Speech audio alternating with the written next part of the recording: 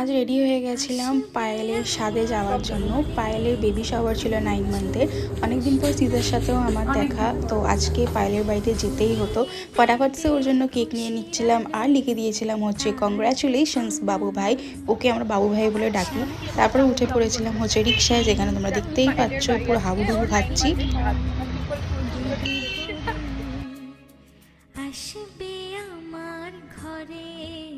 আমরা এক জায়গায় হলে সত্যি ব্লগ করতে সবকিছু করতে ভুলে যাই। আমি অনেক দিন পর পায়েলের সাথে দেখা করছি। এই 1 বছর আগে জিমে ওর সাথে দেখা, তারপরে আমার দেখা হয়নি ওর সাথে। নর্মাল আমাদের কথা হতো, বাট আজকের দিনটা আমার প্রেজেন্ট থাকাটা খুব ইম্পর্টেন্ট ছিল। আজও স্পেশাল দিনে আমি যদি প্রেজেন্ট না থাকতাম, ও আমাকে মেরেই ফেলতো লিটারালি। ও বলেই দিয়েছিল, তুই যদি না আসিস তোর সাথে আমার আর কোনো কথা নেই। কেমন লাগলো ব্লগটা কমেন্ট করে জানিও, লাইক করে দিও আর সাবস্ক্রাইব করতে একদমই ভুলো না। পায়েল বেবিকে অনেক ব্লেসিংস দিয়ে যাতে মা আর বাচ্চা দুজনেই সুস্থ থাকে। বাই।